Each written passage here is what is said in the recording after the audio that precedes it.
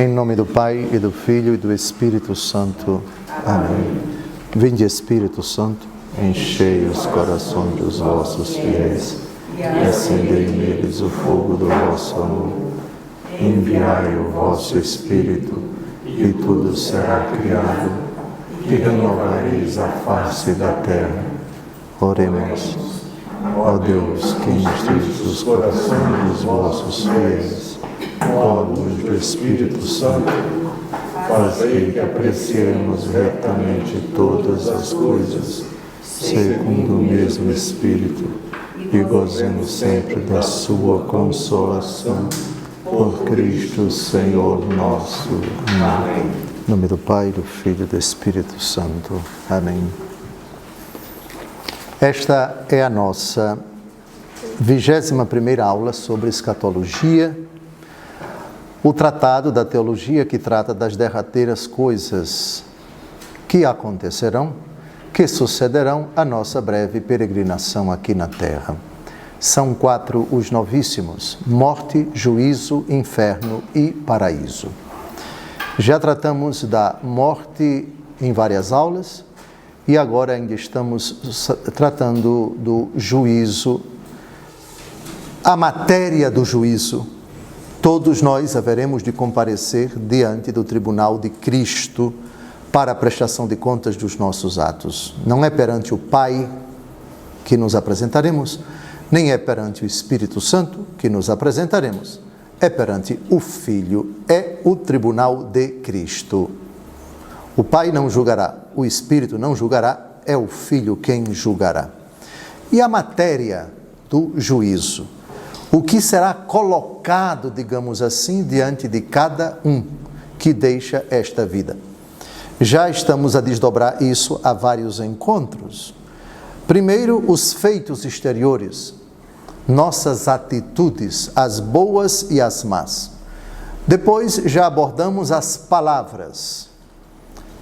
Depois, as omissões, aquilo que nós recitamos no ato penitencial da missa.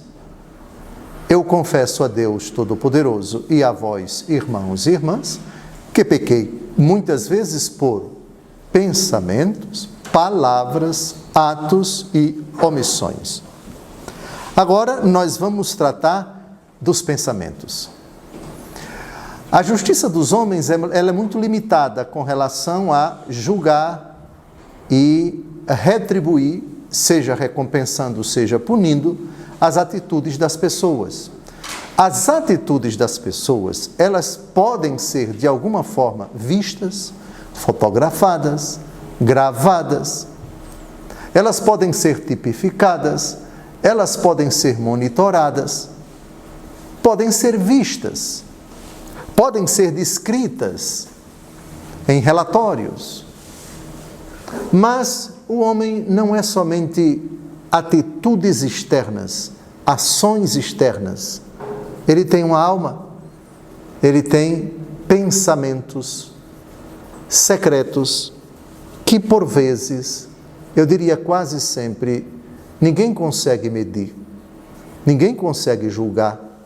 Nenhum juiz na face da terra pode julgar um pensamento de uma pessoa.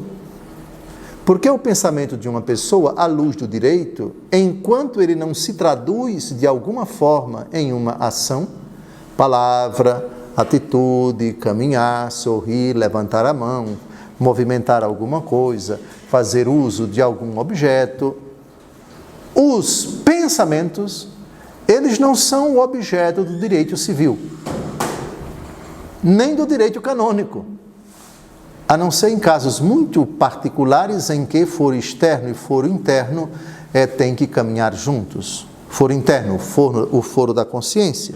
Foro externo, aquilo que se exterioriza na vida de uma pessoa.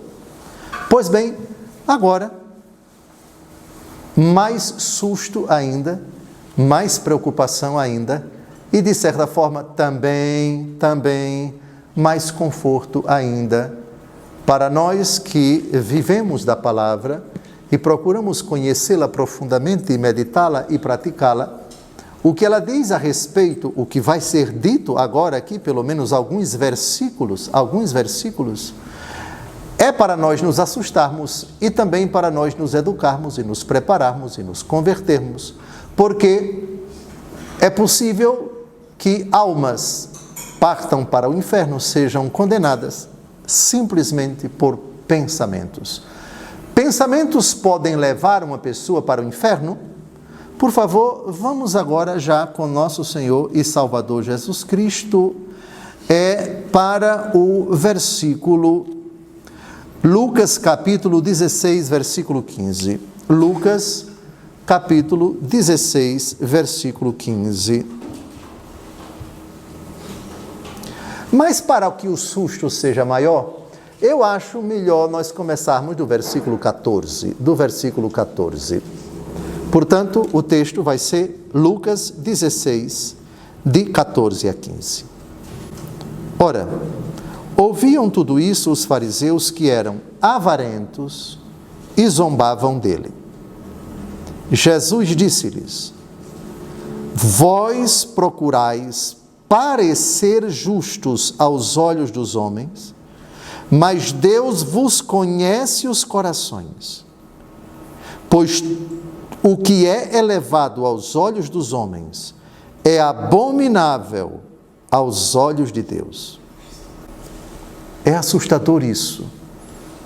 Eu diria que existem convenções sociais que estão de tal forma arraigadas na nossa conduta que é muito difícil, pelo menos no âmbito profissional, e vou citar alguns exemplos daqui a pouco, que nós nos livremos delas. Por exemplo, um profissional que, para exercer sua profissão, tem que se apresentar bem. Nenhum problema, por favor, nenhum problema. Mas é uma convenção social. Isto é, o advogado que vai pleitear a sua causa e vai usar da palavra na tribuna perante o colégio judicante, o colégio de juízes, e, obviamente, ele tem que se apresentar bem, ela tem que se apresentar bem. Nenhum problema. Parecer bem vestido.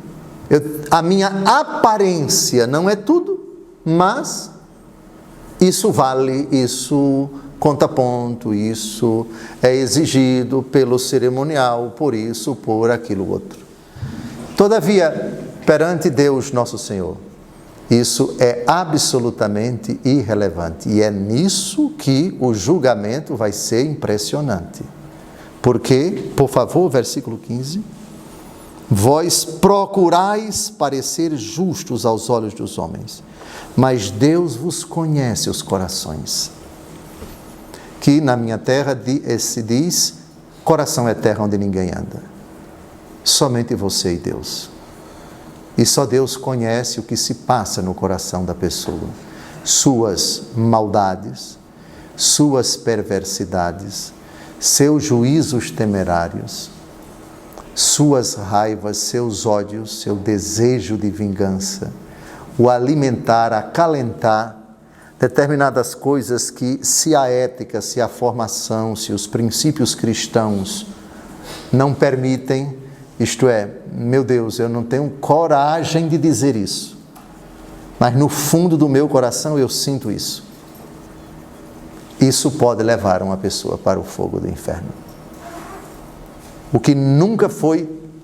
Bom, o ideal, presume-se que uma pessoa que se confessa diante de um sacerdote católico romano, que ela usa de sinceridade, confissão bem feita, ou seja, você abriu o coração, lavou a sua alma, disse verdadeiramente colocou diante do sacerdote toda a imundícia, toda a podridão, toda a sujeira, e foi uma confissão bem feita, uma confissão marcada pela dor, pela profundidade da vergonha e do nojo de ter pensado aquilo, de ter consentido aquilo.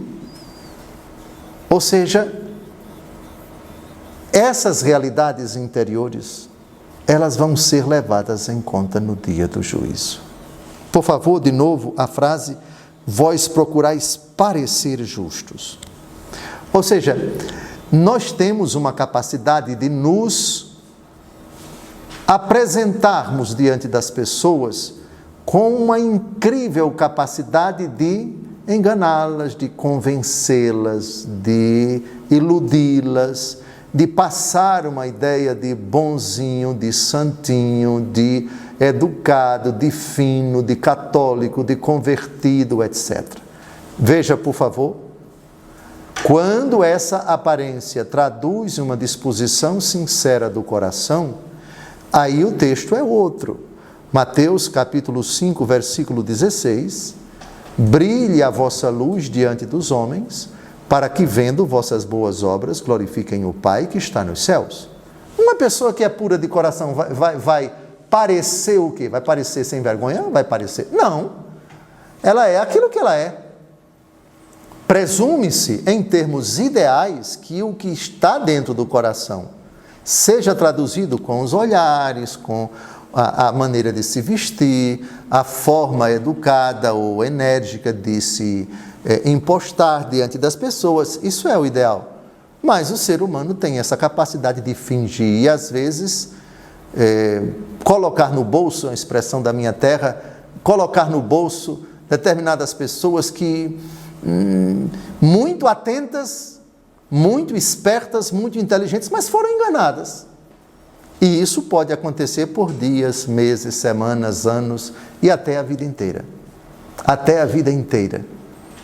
Pois bem, essa é a realidade que vai ser colocada às claras como matéria do juízo de cada um de nós.